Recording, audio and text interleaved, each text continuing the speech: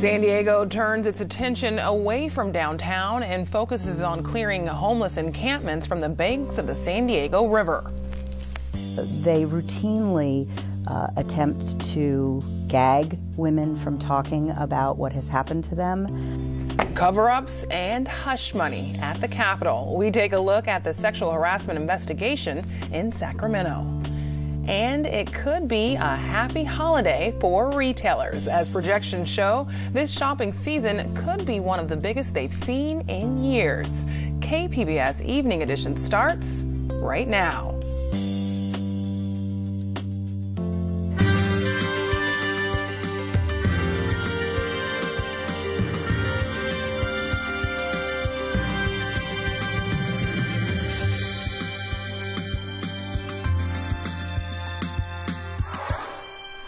Good evening and thanks for joining us. I'm Ebony Monet.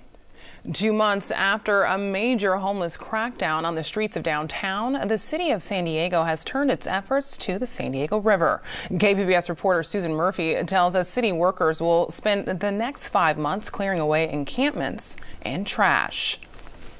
One bag at a time, city crews hoist trash with a pulley system from the riverbed to a garbage truck 100 feet up on a Friars Road bridge. In 4 days, workers in white hazmat suits have cleared away 13 tons of refuse left behind by homeless people. They're drawn to the river's edge for its seclusion, living in makeshift encampments that overflow with trash and worse. Until now.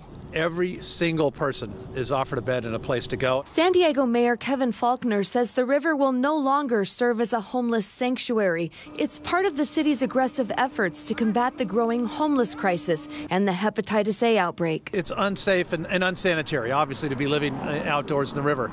Now that our bridge shelters are open, we have a place for individuals to go, not just to get a roof over their head, but the help and the supported services that they need to get back on their feet. The San Diego River is one of the region's most scenic and historic treasures. It's also the birthplace of California, stretching 52 miles from the Cuyamaca Mountains to the Pacific Ocean. San Diego River Park Foundation President and CEO Rob Hutzel has dreams of a river-long system of parks and trails. He says he's ecstatic to have the city's commitment to help clean the unending cycle of trash. He says recruiting cleanup volunteers amid hepatitis A has been a challenge. We've had groups that have backed out because of Hep A, and you think about it, and it's like people hear stories in the media, and they go, they're scared of the river. They should never be scared of the San Diego River. It's our birthplace, and we need to do something about that. And so that's why cleaning it up and addressing the homeless encampments is really critical. The city's cleanup list includes nearly 80 other river locations with active homeless encampments. Susan Murphy, KPBS News.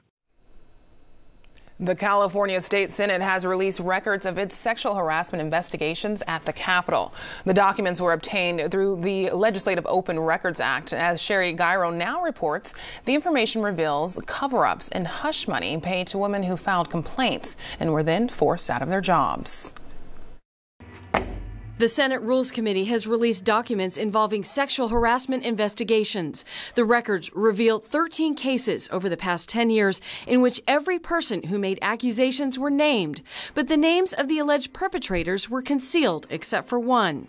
6 accusers were removed from their jobs in the Senate, forcing them to sign a no rehire clause. They routinely attempt to gag women from talking about what has happened to them and to not say anything negative about what their experience was within the Senate, and that they're not letting victims even come back to work after having raised complaints. Jean Hyam is representing Pamela Lopez, a lobbyist at the California State Capitol, who's accused Assemblyman Matt DeBobney of sexually assaulting her. DeBobney denied the claims but resigned. Hyam says the Senate records show a broken system at the Capitol. Women being shuffled around, paid hush money to cover up bad behavior of lawmakers and their staff. Senate records show that nearly $500,000 taxpayer dollars were spent settling allegations of sexual harassment. Hyam says she wants transparency to start now and has sent Assembly Rules Committee members a letter demanding it. So we ask things like, who's the investigator? Is that someone who has some kind of a conflict of interest? Is that someone who's acting as a lawyer for the legislature to defend them at the same time that they're supposedly acting as a neutral investigator? Because that wouldn't be fair. So I will not be stopped, and I want other women to know that they do not have to be stopped either. When asked to comment about the sexual harassment climate at the state capitol, Governor Jerry Brown responded, quote, "No way." From the state capitol, this is Sherry Gyro reporting. A new demand for a recount after a stunning victory in Trump country. Democrat Doug Jones won the Alabama special election for Senate, and Republican rival Roy Moore refuses to concede. Jones won by about 20,000 votes. That's about 1.5%. I really want to thank you for coming tonight and realize when the vote is this close that it's not over. I think that as most people, including the president, believe that the people of Alabama spoke. And after elections, it's a time for healing. It's a time for reaching out. That's what I intend to do once I can be sworn in. Alabama Secretary of State says at this time the results are not close enough to trigger a recount. Jones takes over the seat previously held by Attorney General Jeff Sessions. Oceanside's mayor has announced he's resigning as of January 1st. KPBS North County reporter Allison St. John says Jim Wood has been absent from his seat for months following a stroke in May. Mayor Wood appeared at an Oceanside City Council meeting last week for just the second time since his stroke. He appeared frail and said little. The City Council had given him 2 60-day leaves of absence, plus a final leave of absence, which comes to an end next week. Wood's announcement today puts an end to months of speculation over whether he would recover enough to resume his duties. In a letter to the city clerk, the mayor writes, "My sincere wish was to continue my current term of office. However, I now need to focus on my health full time." The city faces several contentious issues that will not be resolved without a fifth vote on the City Council. For example, next week they will vote on whether to allow marijuana cultivation within the city. The mayor is parting with a recommendation. He would like respectfully to ask his colleagues to appoint either the city clerk, Zach Beck, or the former city manager, Peter Weiss, to fill the remaining 3 years of his tenure. The City Council has final say on how to replace Mayor Wood. They have till February to decide if they want an election in June. Allison St. John, KPBS News. Nurses VA San Diego rallied in La Jolla today to draw attention to what they say is low morale and short staffing at the Veterans Hospital. KPBS military reporter Steve Walsh has the story. The National Nurses Association says a survey of San Diego members found 71% say they considered leaving the VA in the last 6 months. One of the statements made in that survey said nurses are leaving like flies. I have been here for over 2 decades. And it is the worst ever. Morale is so low. The union is saying that nurses are being intimidated to work short-staffed and work without breaks. They say turnover at the VA in San Diego has been high. Carmen Concepcion runs nursing services at the VA in San Diego. She says they're working with staff. Some of the concerns that they raised, we've addressed. We had a job fair where we recruited nurses. We've conducted salary surveys. At the moment, VA San Diego has 57 vacancies among nurses, which is down from a few months earlier. National Nurses United represents about 700 nurses at the VA in San Diego. They represent nurses at 23 VA hospitals around the country. Nurses in La Jolla were split over how much of the problem begins with local management in San Diego and how much of the problem is lack of resources at the VA nationwide. Steve Walsh, KPBS News. After a long day of public hearings and negotiations into the night, the San Diego City Council failed again Tuesday to agree on regulations for short-term vacation rentals. Earlier today, I spoke with KPBS Metro reporter Andrew Bowen about what happens next. So yesterday, the San Diego City Council held an extended meeting to address concerns related to short-term vacation rentals. What happened? Nothing, really. So the council was considering 2 options. One was more on the permissive side. The other was on the more restrictive side. They took several votes. Most of them were just sort of votes on some sort of combination of the 2 different options. But all of them failed to gain a council majority. This is after hours of public testimony and several hours of council deliberations. What was interesting was that Councilman David Alvarez had previously signed on to a memo saying saying he's supportive of the more permissive side, or the permissive option. Ultimately, he backed away from that, and so he ended up voting no on every single proposal that came before the council vote. So what exactly is the hang-up? You mentioned that there's two possible proposals, but why can't council members agree? What are they disagreeing on? Yeah, well, really the debate is over how permissive or restrictive should these regulations be. Should people be allowed to only rent out their homes that they live in most of the time, or should they also be allowed to rent out secondary homes that they just keep empty for most of the year?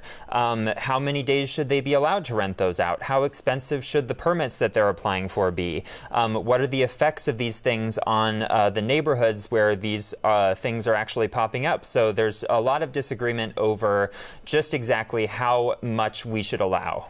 And how big of an issue is this? Is this only impacting a small community, a few people? How big of a deal is this in San Diego? Well, it depends on who you ask. The neighborhoods that have been disproportionately affected by this issue are the coastal neighborhoods in the beaches around there, Mission Beach, Pacific Beach, La Jolla. So they're the ones that have really led the opposition to any sort of legitimization of short-term rentals. They've told horror stories at these public meetings of loud parties that go well into the night, people being poor guests and leaving trash around the neighborhood. Hundreds of people have also made short-term rentals their jobs. They have these businesses that they've invested in. These businesses have been growing for the past couple of years because it's been completely unregulated. And so any change that the council is going to make is going to be disrupting the status quo and disrupting a lot of different people's lives. So there are a group of people who feel very passionately about the issue on both sides. So what happens now for all these people who are looking for answers and looking for direction? Yeah, well, we don't really know. It's possible that the council could take this up again in 2018. I think we've heard some statements from some council members saying that there is still an appetite on the council to try again and try to get some sort of consensus on this. The thing that we'll be really watching is what role is the mayor going to be playing in all this. Up until now, he's been completely absent from this policy discussion, and we haven't really heard from him what he wants to see in terms of regulations. So those are the things that we're going to be watching next year. Very interesting. We'll be watching. Thank you. Thank you. The number of people killed on the train tracks that run along the coast from Oceanside to San Diego has almost doubled this year. KPBS North County reporter Allison St. John says this dangerous trend may get worse as the number of trains traveling that line increases. The train tracks run right along the edge of the cliffs in Del Mar, and people often cut across them to get to the trail down to the beach. This is just one example of how vulnerable the coastal line is to accidents. It turns out 3 of the 22 accidents on North County train tracks this year were in Del Mar. This year, 14 people have died on these tracks. That's up from 8 deaths in 2016. Half of those who died this year, 7 people, died in Oceanside. There's a busy transit station here where Amtrak pulls in, as well as the coaster and the Sprinter. So here at Oceanside Transit Center, they have a pretty effective fence to stop people from walking right across the tracks. But North County Transit does not have the budget to put this kind of fence all the way down the line. In some other places, there's a less effective fence like this one, a chain link fence. But on other parts of the track, like here, which is also in Oceanside, there's no fence at all. The line is completely open. We do have some projects that we are trying to initiate. Sean Loughborough, safety chief of the North County Transit District, says budget for fencing is an issue. He added that some communities don't want fencing because people cross the tracks to get to the coast. There's a discussion that needs to happen with those communities to say, hey, we're going to put up some fencing, and there's been some significant pushback. Loughborough has a video taken at a Carlsbad rail crossing earlier this week that shows what train engineers sometimes have to deal with. So that's the stuff that I worry about. That train engineer applied the brakes, but the train could not stop till well past the crossing. Loughborough says the increase in accidents on train tracks is a national phenomenon. So all those numbers have been increasing. We haven't really seen a pattern on why. But this isn't just locally, and this is a national trend where they're seeing increased number of strike incidents, fatalities across the railroads, and we're all kind of getting together to figure out what that is. Sandag is spending millions of dollars to add a second track to the coastal rail line, which will allow trains to pass each other without stopping. That work is more than 60% complete. The number of trains traveling up and down the coastal line is expected to double by 2030. I don't like going out to these incidents. I don't like seeing the results of some of this, not only for the unfortunate person that has this incident, but hundreds or even thousands of people that are disrupted from their commute. Here are the accidents that happened this year in different cities. Oceanside had 8, Encinitas 4, Del Mar and San Diego 3, and Vista and Carlsbad had 2 each. These figures do not even include the near misses. Allison St. John, KPBS News. The city of San Diego is planning its State of the City address for January, but KPBS reporter Taryn Minto tells us there are other efforts to keep citizens informed on a hyper-local scale. 4 of the city's 9 council members are hosting similar events at the district level. Tomorrow, District 9 Councilwoman Georgette Gomez will give an update for the communities she represents. That includes Kensington, Talmadge, the College area, City Heights, and Southeast San Diego. District 1 Councilwoman Barbara Bree of the La Jolla area and District 2 Councilwoman Lori Zapp from the Pacific Beach region will each host their State of the District in January. In March, District 6 Councilman Chris Cate will hold his second State of the District address. His region includes Claremont and Mira Mesa. And District 8 Councilman David Alvarez's office says it isn't planning a single update event, but will have similar events throughout 2018 to mark his final year in office. He represents the city's southern communities. Some other council members also had smaller events this year. Go to kpbs.org for all of the details. Taryn Minto, KPBS News. The Surfrider Foundation's San Diego chapter will begin organizing testing of ocean water quality off the coast of Imperial Beach, the Tijuana River Estuary, and Coronado. KPBS reporter Eric Anderson says the cross-border sewage flows got their attention. The testing is made possible because of a grant from the San Diego-based group Las Patronas, which allowed Surfrider to buy 2 water quality testing labs. One is going to be based in Imperial Beach. Surfrider's Ali Senturk says that'll clear the way for volunteer water testing, which augments what the city and county are already doing. She says it'll also help track sewage flows in the southern part of the county. There's a lot of murkiness in the issues, and clearly these people are being affected. They may not be going in the water, but they could be, getting out of their cars and rushing to go home and, not wanting to take a breath of air outside. And I just can't imagine. Testing will start in Imperial Beach and Coronado. Surfrider hopes to expand the testing to other areas along the San Diego coast. Eric Anderson, KPBS News. Dry conditions and gusty winds are not going away just yet. In fact, some parts of the county are still under a red flag warning for fire danger. Erin Calandra has details in tonight's forecast.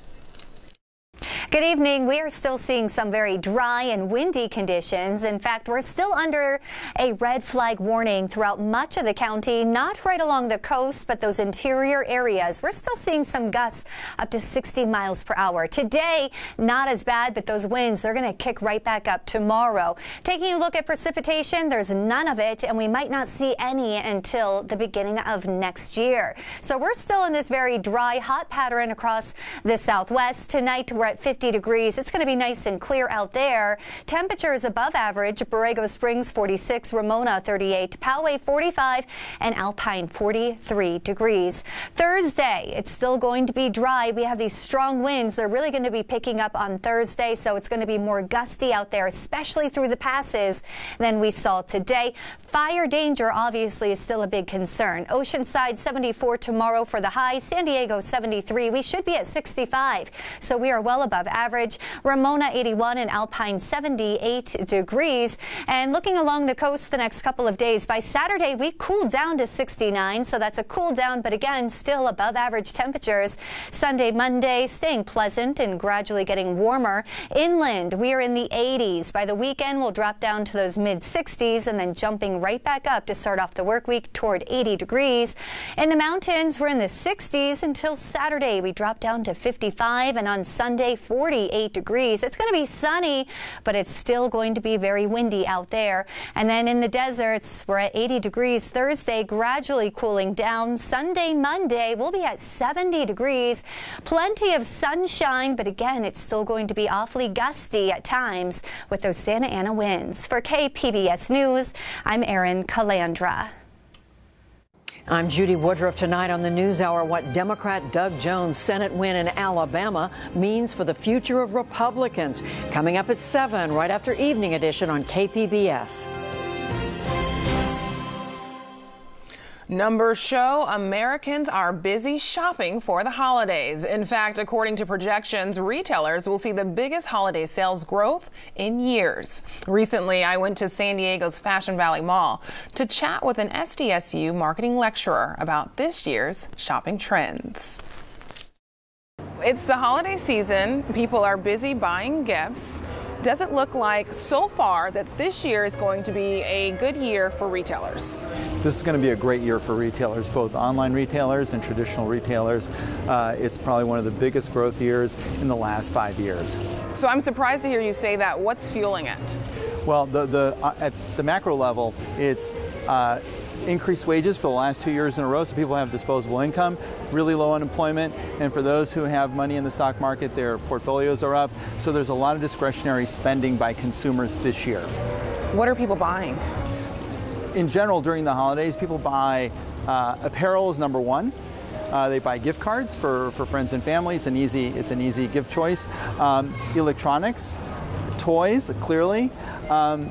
Books, CDs, DVDs, those kinds of things. And then lastly, in a category that's really important during the holidays, is jewelry. Have you seen a recent boom when it comes to spending on electronics? Electronics tends to stay pretty much consistent as a percent of total spend, but what people are spending on is fairly radically different. So in addition to televisions, which has always been the big driver, 2-in-1 PCs, so they can function both as a tablet and a computer. Wearables is a big category, so your Fitbits. Personal assistants, so there's been a big push from Amazon for Echo or Google and their assistant. So all that stuff, all about the connected house, has been a big driver in consumer purchases for electronics. And what about the divide between shopping online and shopping at a shopping center such as this one? You know, the fear of traditional retailers is always that people are going to buy online and they're not going to buy through the retailer.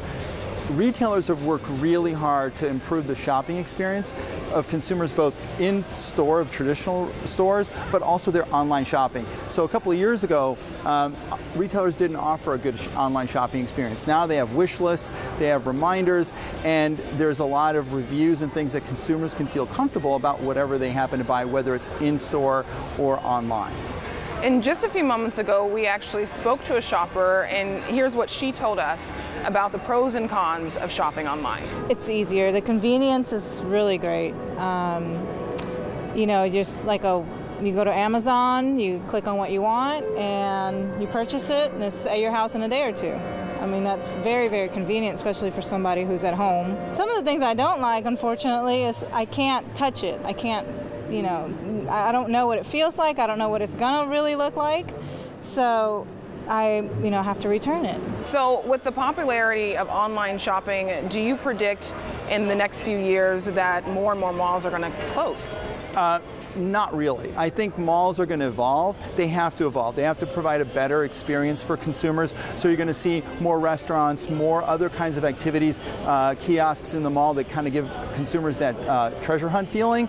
But the big stores are not going to go away. Their experience is going to change. And if you're not too busy shopping tonight, NASA suggests that you find a dark place and look up. Tonight is the peak of the Geminid meteor shower. It comes around every December and lights up the sky with a stunning display of celestial fireworks. No telescope needed. Now here's a look at what we're working on for tomorrow in the KPBS newsroom on Morning Edition. To be or not to be, the therapy of learning Shakespeare for veterans. And on Midday Edition, job opportunities and the dreamers, a new report that looks at the impact of migration on American jobs. That's tomorrow on KPBS Radio. You can find tonight's stories on our website, kpbs.org/evening edition. Thanks for joining us. Have a great night.